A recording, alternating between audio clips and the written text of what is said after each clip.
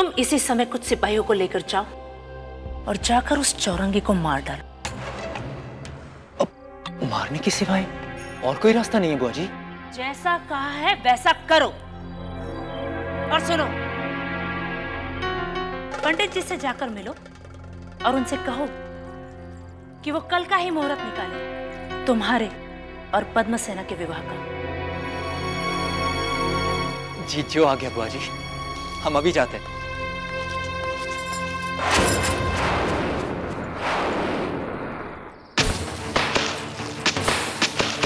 नहीं काका, मारो इसे और मारो।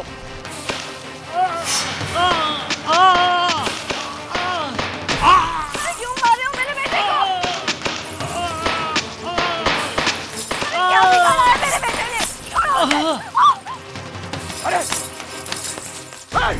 क्या हो रहा है सब? हाँ? कौन हो तुम लोग? मेरे बीवा को क्यों मार रहे हो?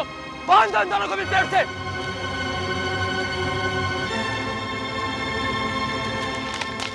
अरे कोई मेरे बेटे को बचाओ! जल्दी चलो, पैरों में जान नहीं है क्या तुम्हारे? मृत्यु दे दो इस चौरंगे को, फेंक दो इसको नदी में।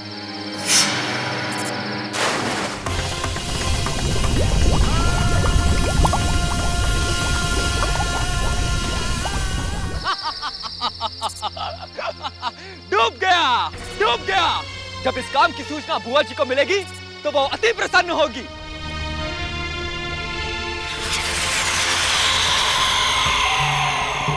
शनिदेव, शनिदेव, जय जय शनिदेव, जय जय जय जय शनिदेव, जय जय शनिदेव, जय जय जय जय शनिदेव, जय जय शनिदेव, जय जय जय जय शनिदेव, जय जय शनिदेव, जय जय जय जय शनिदेव, जय जय शनिदेव, जय जय जय जय शनिदेव।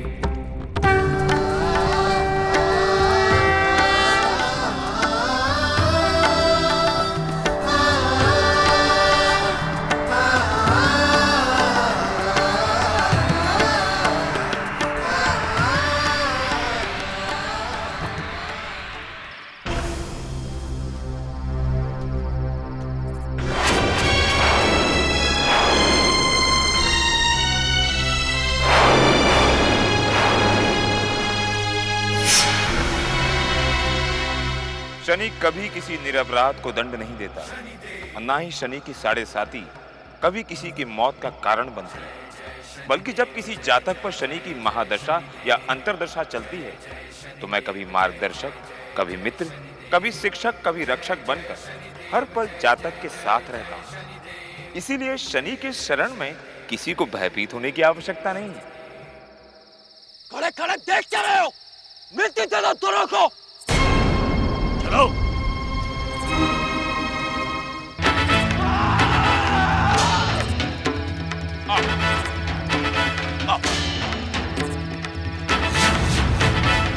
अरे अरे पकड़ो उसको।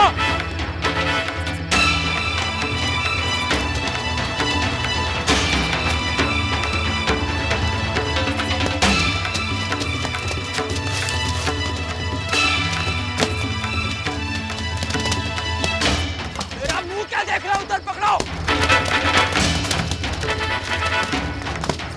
थक गए, थोड़ा पानी नहीं पी लेते ना? आप भी थक गए होंगे, पानी नहीं पिएंगे?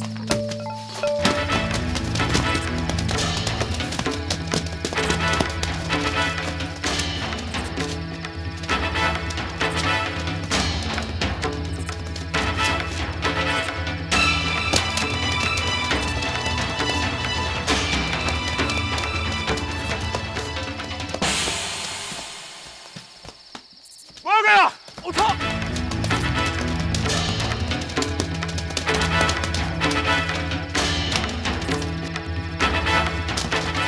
आज तक मैं मछलियों को पकड़ता था, आज पहली बार कोई मुझे पकड़ रहा है। और अरे इसको छोड़ो, उस चौरंगे को ठिकाने लगाओ। चलो। ठहरो। शनिदेव, यदि किसी ने उस चौरंगे को हाथ लगाया तो ठीक नहीं होगा। ये अकेला क्या कर लेगा? उस चौरंगे को मृत्यु दे दो। जय शनिदेव जय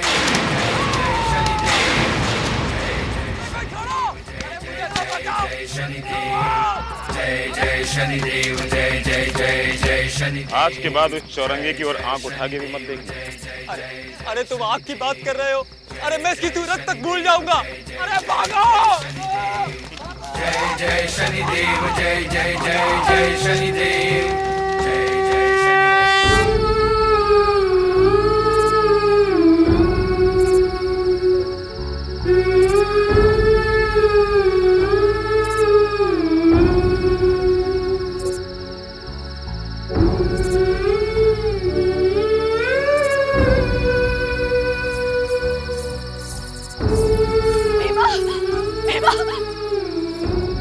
क्या हो गया मेरे बीमा को?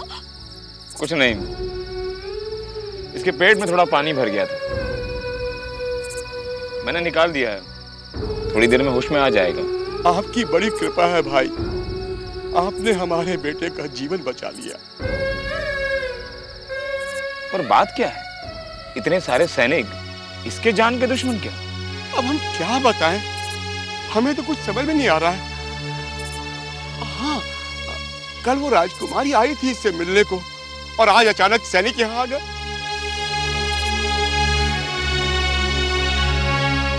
लगता है राजकुमारी को आपके भीमा से प्रेम हो गया है। नहीं तो इतनी रात को अकेले बिना सैनिक लिए इससे मिलने क्यों आती? कृष्णा के बापू, हम कल ही भीमा को लेके इस प्रदेश से चले जाएंगे। पर क्यों? राजकुमारी भीमा से प्रेम करती, ये तो प्रसन्नता की बात है। आप इन राजमहल वालों को नहीं जानते हैं भाई। हमसे अच्छा इन्हें कौन जानता होगा। विक्रम, आज जो कुछ भी तुम्हारे साथ हुआ है, ये तुम्हारे कर्मों का दंड नहीं है। तुम्हारे कर्मों का दंड तो समाप्त हो चुका है। ये सब तो तुम्हारे जीवन की दिशा को बदलने के लिए। तुम्हारी 7.5 अब समाप्त होने को है। अब तुम्हारा शेष जीवन राजयोग में बीतेगा। पद्मसेना, तुम अच्छी तरह से जानती हो कि जिस किसी से भी तुम्हारा विवाह होगा, उसका न केवल उसी क्षण से राजयोग प्रारंभ हो जाएगा, बल्कि वो हमारे राज्य का उत्तराधिकारी भी बन जाएगा। और ये सब जानते हुए भी तुम एक चौरंगे से विवाह करना चाहती हो। पिताजी, क्या आप नहीं चाहते कि मैं प्रसन्न रहूं और मेरी जिंदगी प्रसन्नता से भर जाए? पद्मसेना, हर पिता की केवल एक ही इच्छा होती है, अपनी पुत्री का सुखी संसार देखना। पर हम केवल एक पिता ही नहीं हैं, एक राजा भी हैं, और अपनी एक संतान के लिए अपने पूरी प्रजा का भविष्य अंधकार में कैसे डाल दे? कैसे?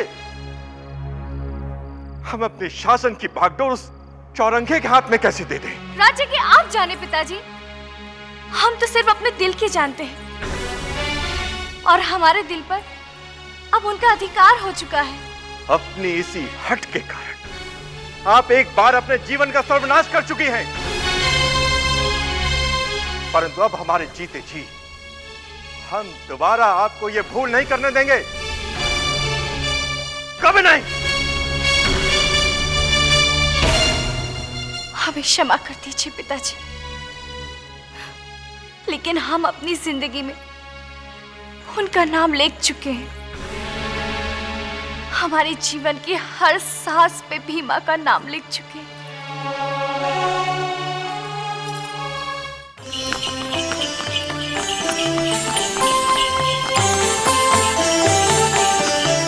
महारानी मदन लेखा की, महारानी मदन लेखा की, महारानी मदन लेखा की, महारानी मदन लेखा की, महारानी मदन लेखा की, महारानी मदन लेखा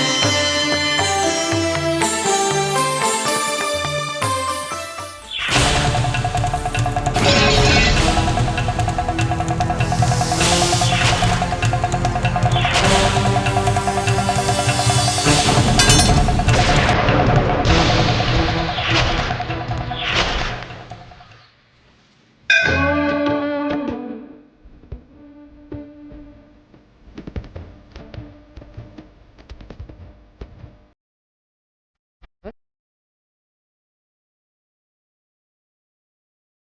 हे महाकाल, हम जानते हैं कि हमारे पति के साथ जो कुछ भी हो रहा है वो उनके कर्मों का ही दंड है, पर उन पर आने वाली सारी मुश्किलें उनकी आत्मा की शुद्धि के लिए आपके द्वारा रचा गया यज्ञ ही है।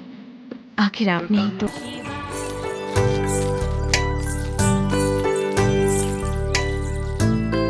अब आप लोग दान ग्रहण करने हेतु महारानी के समक्ष आए।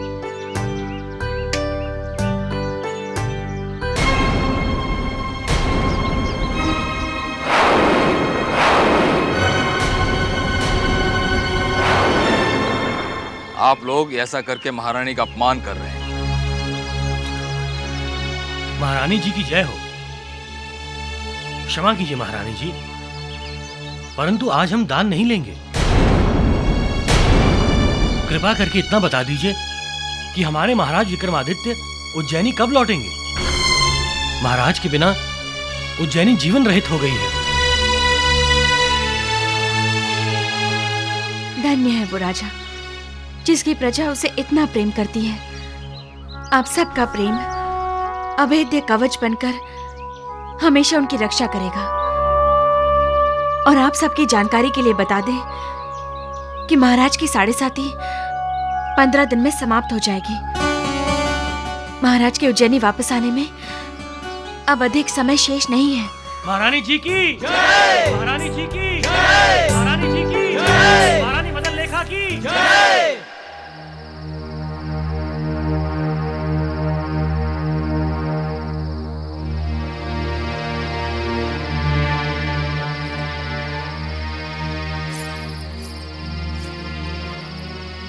क्या हुआ? आप इस तरह शांत क्यों बैठे हो?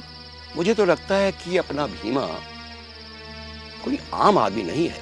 ये आपको बैठे बैठे क्या हो गया है? और ये सब क्या बोल रहे हो? याद है तुम्हें वो दिन जब मैं इसे यहां लेकर आया था?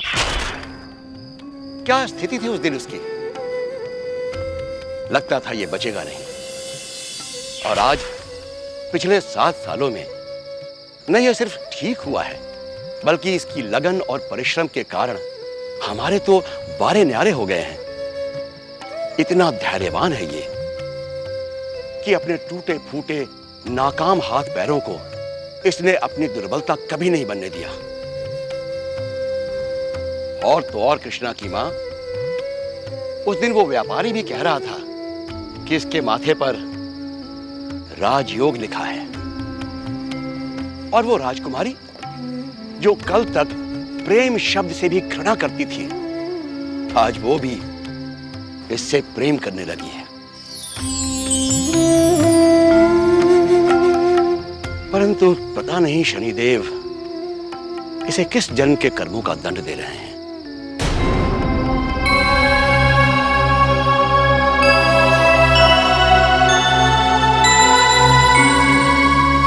अरे क्या हुआ? आप भीमा के पास से हिलिएगा मत, हम अभी आते हैं। अरे पर तुम जा कहां रही हो? कृष्णा की मां,